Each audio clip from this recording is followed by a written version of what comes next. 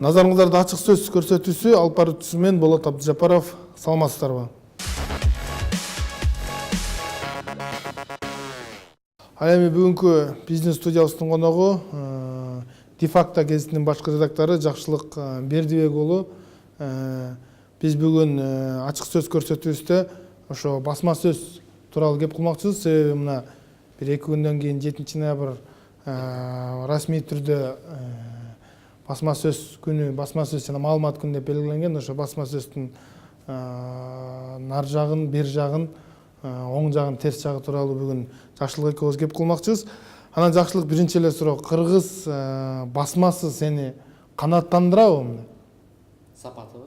Сапаты болобу же баягы мазмуну болобу же канчалык деңгээлде канааттандырат? Кыргыз басма сөзү салыштырмалуу айтып карасак анда бөлөк. Бирок жылдан жылга оңолуу жолунда деп айтсак болот да. Мисалы бар эле Москва бир күндө курулбаган деген сыяктуу эле. Бул басма сөз кыргыз басма сөзү деле бир күндө оңолуп кетпейт. Ошон үчүн жакшы күндөн күнгө убакыт өткөн сайын алдыга жылып, жакшы жагына жылып келет да. Бирок эми башка мамлекеттерге салыштырып карасак анда кемчиликтер бар. Мисалы гезиттер, бул басма сөз гезит журналдар болгондуктан кемчиликтерин баарыбыз эле билебиз, окурмандар деле билет. Аларды эгерде айтып өтүрсөк азыр айтса деле болот да. Жок, эми ошолорду айта кетсең, кайсы кандай кемчилиги бар, кандай жетишкендиги бар, мына акыртышылдап. Кемчиликтер, мисалы сөз эркиндиги деп атпайбыз, ошол сөз эркиндигин аша чаап, анын чегинен чыгып кеткен да кыргыз гезиттери. Кыргыз гезит тилдүү эмес, басма сөз, кыргыз басма сөзү. Бир жеке кишинин, саясатчынын же болбосо бир партиянын гезити бар, басма сөз бир куралы бар. Алардын максаты коомго, элге пайдалуу маалымат берүү эмес. Биринчи максаты алардыкы саясий оппоненттерин же болбосо душманын жок кылуу десек болот. Аларды кара пиар, жалган маалымат менен жок кылуу гана максат. Андан кийинки максаты болушу мүмкүн, жанагындай бир коомго бир чындык маалыматты жеткирүү болушу мүмкүн. Ошон үчүн акчага иштеген басма сөздөр көп, телеканалдарга салыштырмалуу. Алар мындай бөлүнөт категорияларга. Мисалы, айрым журналисттер акча үчүн баарына даяр да. Басма сөз, гезитте иштеген, сайтта иштеген. Акча берсең, маалыматтын коомду талкалайбы, мамлекетти эртең жок кылып салабы, аларга баары бир. Алар акчасын алса болду.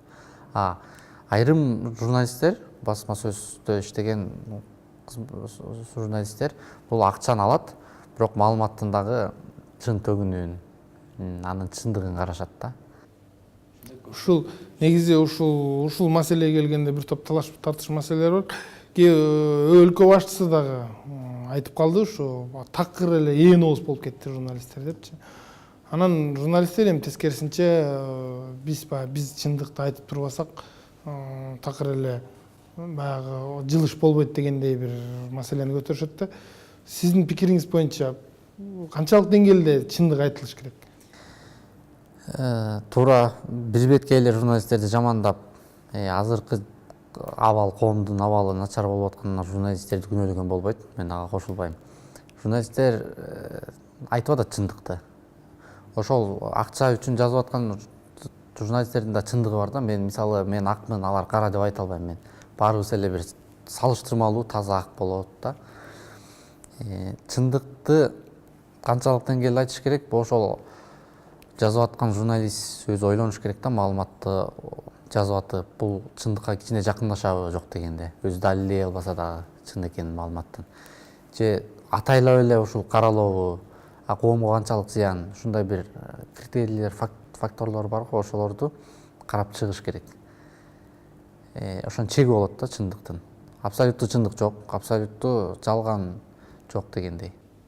Бирок бизде баягы мамлекет бар, сот органдары бар. Мисалы, сот органдарына кайрылуучулар кайрылып атат да. Мисалы, менин баягы абийиримди аброюма шек келтирип койду, абийиримди төгүп салды мен деп сотко бергендер болуп атат. Бирок көпчүлүк учурда сотко бербейт да. Саясатчылар болобу, ким болот? ошондон улам суроо пайда болот. Балким сотко бербегенин себеби балким ошол жазылган нерсе чынбы деген нерсе да.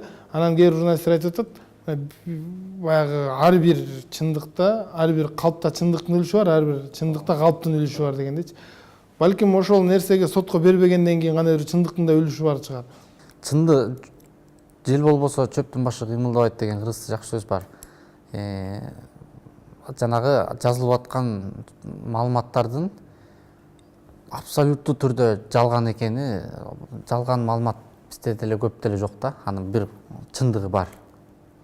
Анын бир канча пайыз үлүш чындыгы бар. Ошондуктан тиги саясатчы сотко бере албайт. Өзүн ашкерелеп албайын деп коркушат. Же болбосо айрым саясатчылар чынында тиги журналист менен соттошкусу келбейт да. Аны менен соттошуп анын азыр мындай болуп атат. Журналистикада бир ачыгын эле айтыш керек сөз бар. Соттошсо эгерде журналист материал маалымат үчүн же бир жазган статья макаласы үчүн, анда анын бир авторитети баркы көтөрүлөт да коомдо. Бул тигини сотко бериптир. Эгер ал журналистти сотко берип түрмөгө камаса, анда айрымдар ойлошот, бул чындыкты айткан үчүн куугунтуктап атат деп. Эки жакты карабайт да. Ошон үчүн бирок соттошкондор айрымдар соттошуп атат. Могу акыркы кабыл алынган жанагы калп маалымат жеткирүү, ложный донос тууралуу дагы пикирлер ар турду да. Жалган маалымат боюнча журналисттер бир беткей каршы чыккан журналисттер болду. Бирок бул атайын журналисттерге арналган мыйзам эмес да, жакшылап караганда.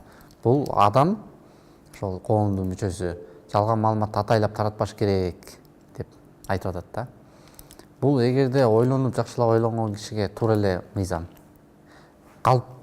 Коомдо калпчылар жок болуш керек да.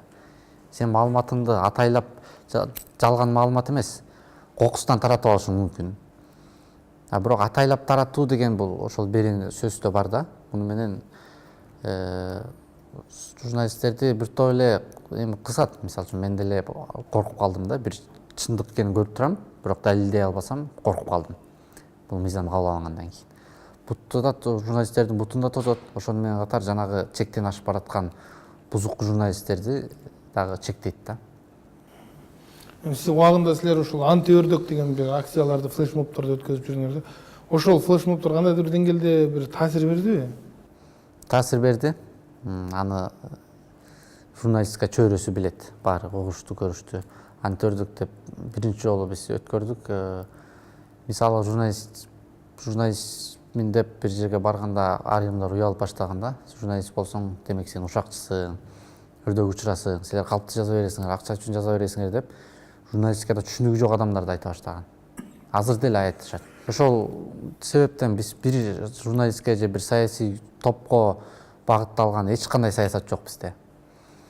Биз айтып атабыз, маалыматты жазганда чындыкка жакыныраак жазыш керек. Экинчиден, коомдо ачык эле бандит болсо, мисалы, кылмышкер болсо, коомдун бузук адам болсо, алар жөнүндө алардын тарабын колдобош керек. Бир саясатчы партиянын тарапташы боло берсин, журналист. Ал өз эрк, азыр демократия. Анти өрдөк акциясында бир дагы жолу кайсыл бир оппозицияны же бийликти жамандоо деген белгилер болгон да жок. Же ошол оппозициялык журналист болобу, же бийликчи журналист болобу, бирин да биз бөлүп жамандаган жокпуз. Биз бир гана айтып аттык. Бир себептер менен айтып аттык. Бандиттин акчасын алып жашаган журналисттер бар.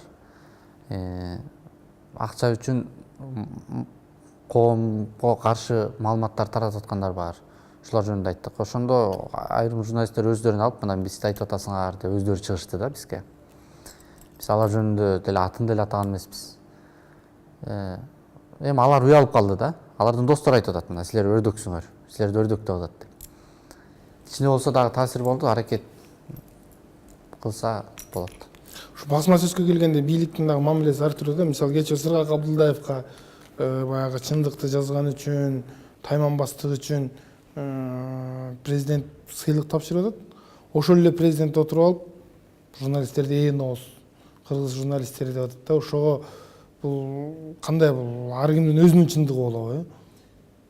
Эми мисалы ар ким оозуна келгенде деле айта бербейт, бирок ошол Сыргак Абдылдаевка сыйлык бергенде айрым журналисттер айтпадыбы, ал Сыргак Абдылдаевдин деле бир ыйраткан деле материалдар жок болчу, же болбосо мындай анча деле жазалчу эмес деген мааниде айтышпады. Эми канча да коркпой чындыкты жазгандыр, жакшы жаза албаса дагы. Ошон үчүн сыйлык берилгендир, мүмкүн Эмнеге азыр чындыкты жазып атам деген журналисттерди кодолоп атат анда?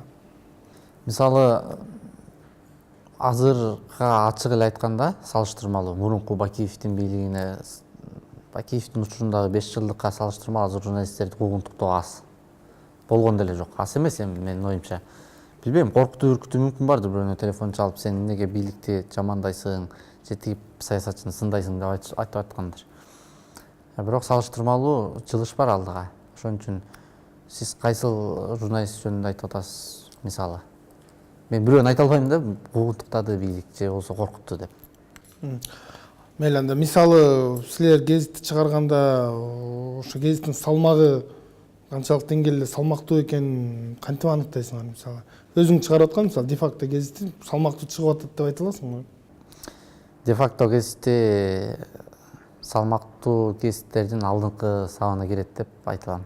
Айрыкча кыргыз тилдүү саясий гезиттердин эң алдыңкы сабында. Тиражы жагынан билсе болот, бар экен. Экинчи жагынан ага чыккан жарнамалык материалдар көп да. Башка салыштырмалуу бизде жарымына чейин жарнама болуп кетет айрым учурда. Ошол мисалы журналистика бир бизде адабий тил, расмий тил, неме деген бар да, стилистика деген бар да. Көп учурда кыргыз журналисттер жазганда жанагы баягы көчө тил менен жазат да. Ошол канчалык деңгээлде туура бул? Эми баягы кээ бир басмакерлер айтып ойлор чыгар, мен аябай күлдүрүп атам, акшыктап атам деген сыяктуучу. Бирок айрым учурда таптакыр эле көчө тил болуп кетет да, мындай расмий официалдуу тил жок. Себеп дегенде баягы гезиттер баягы коомго маалымат бергенден тышкары билим да бериш керек да, мисалы жаш муну окуп атат. Мисалы үчүн расмий түрдө кандай жазылыш керек экенин мисалы үчүн билиш керек. Анан мисалы үчүн гезиттен ошондой көчө тилде жаза берсе, гезитти окуган жаштар ушинтип жазылат турбайбы деп баягы сабатсыздыкка да калып келиши мүмкүн деген. Туура. Акыркы учурда ошол сиз айткан көчө тили аябай өнүгүп кетти да. Аны коостоо, баягы бирөөнү басым жасап, бирөөнү жамандоодо көп колдонулат алар. Мисалы, бир адамды чөө, же болбосо чөөгө теңейт, же түлкүгө теңейт. Ырсыйган түлкү деп айтышат. Ушундай сөздөрдү көп колдонгон журналисттер бар. Алардын материалын окуган окурмандар деле көрүп атат. Бирок ошол жана демократиянын терс жагынын кесепети, сөз эркиндиги, ар бир нерсенин терс жагы болот атпайбы? Мисалы, тыйындын эки бети бар дейбиз. Ошол сөз эркиндигинин терс жагы ошолор да. Эгерде аларды жөн жакшы сөз менен жаз десең, алар айтып чыгат, мына бизди кысып атат дейт. Биз мына бийликти сындап койдук эле кысып атат деп чыгат. Бирок тилди сыйлаш керек. Бир норма болуш керек да, этикалык. Эгерде ал өзүнүн бир гезити үчүн кыргыз тилин бузуп атса, демек ал коомдун тилдин бузукусу деп айтса болот да. Андайлар көп. Ошону кандайдыр бир мага силерге окшогон флешмоб менен антөрдүк сыяктуу, же болбосо кандайдыр бир мыйзам менен мындай бир ошондой такыр эле баягы көчө тилинде жазып алган, басып аткан гезиттерди тартипке чакырса болобу? Чакырса болот, мыйзам менен дагы. Мыйзамды абайлап колдонуш керек, өтө кысып албай. Ошол жанагы нормаларды иштеп чыгыш керек тилчилер. Ушундай сөздөрдү колдонбош керек, же тетири тарбия берген сөздөрдү колдонбош керек деген нормаларды иштеп чыгыш керек да. Экинчиден, флешмоб журналисттер биригип алып биз өзүбүз айтышыбыз керек. Эми журналист деген бул коомдун мүчөсү Кыргызда. Биз деле журналист болуп иштегенде бирөөнү талкалайлы, бирөөнү жок кылалы деп иштеп кирген жокпуз. Биринчиден коомго жакшы маалымат тараталы, эгерде жакшы иш болсо ошону жайылталы деп иштеп атабыз да. Ошон үчүн биз журналисттер биригип алып, жаш журналисттер кыймылы, мисалы бул максат да бар алдыда. Кылса болот, журналисттер биригип алып. Анан эми баягы жаман эле нерселерди айтып атасыз жанатан бери. Эми жакшы нерселер тууралуу кеп калсак да, бир жетишкендиктери тууралуу, кыргыз журналистикасынын кандайдыр бир ийгиликтери тууралуу, кыргыз басма сөзүнүн. Кыргыз басма сөзүнүн ийгиликтери аябай эле көп. Жаман жагынан жакшы жагы көп, аны айтышыбыз керек. Жаман жагын эмне үчүн айтабыз? Анткени толук эле жакшы болсун дейбиз да. Көп, аябай жакшы болсун дейбиз да. Жакшы жактары мисалы санап отурсак, сөз эркиндигинен Орто Азияда кыргыз басма сөзү каражаттары биринчи орунда турат. Эгерде бийлик болобу же оппозиция болобу же кайсы бир сырткы күч болобу коомго биздин кыргыз элине каршы иш жасаган болсо, аны биринчи жазып чыгышат. Бул кыргыз басма сөзү азыр дагы. Азыр телеканалдардан, радиодон алдыда турат чындыкты жазган боюнча. Мурунку эки бийлик 20 жылдан бери эки бийликтин былыктарын, кайсы бир саясатчылардын терс иштерин, коррупциялык иштерди коомго ачык жарыялап, коррупцияга каршы күрөшүп келген ушул кыргыз басма сөз каражаттары. Ушу жанагы калаш маселесине да келип бир токтолуп кетсек да, ушу калашка келгенде баягы өлкө башчысы болобу, депутат болобу, падыша болобу, кимисине карабай эле таптакыр эле баягы бир шылдыңдоо менен бир нерселер жазып турат. Ошол нерсеге сенин пикириң кандай? Мисалы калаш жазоодо анда дагы жанагы коомго пайда жагын караш керек. Калаш жакшы тарбия береби, депутатты мисалы же саясатчыны же ошол адамды беделине шек келтирбейби, анын туугандары эмне дейт эгерде бир маймылга теңеп тиги саясатчыны чыгарып атса, анын да туугандары бар. Ошол ар тараптуу караш керек да. Бир эле мен мына ушуну маймыл кылып согуп атам деп калаш жасаган журналисттер бар азыр. Чыгып атат андайлар. Андайларды караш керек, аларды да сынга алышыбыз керек. Бирибизди сындасак, мисалы бир партиянын ичинде баары эле биригип алып, же бир үй бүлөнүн ичинде бири-бирин сындабай, же баласын урушпай жүрө берсе, мисалы баткакты макул кече бер дей берсе, анда журналистика чыла болуп бир күнү сасып кетет. Мисалы өткөндө бир журналист мага айтат, кыргыз журналистикасына жаман сөз айтпа деп. Чыла болсо дагы мейли, өзүңдүн үйүңө багы кутуңа суу түкүрбө деген сыяктуу айтып атат да. Бул туура эмес. Биз өзүбүз тазалап алдыга жылышыбыз керек. Ошондо гана басма сөз каражаттары өнүгөт алдыга. Жакшылык мырза, биздин студиябызга келип, ушундай убактыңызды бөлүп, ачык сөзүңүздү, пикириңизди айткан үчүн ыраазычылык билдиребиз. Келе жаткан майрамыңыз менен чын жүрөктөн куттуктайбыз. Ошондой эле чындыкты жазган, кандайдыр бир элди тарбиялаган журналисттерден болуп жүрөрүңүзгө тилектешпиз. Урматтуу көрүүчүлөр, назарыңыздарда ачык сөз көрсөтүүсү болду. Жолкунга чейин саламатта болуңуздар.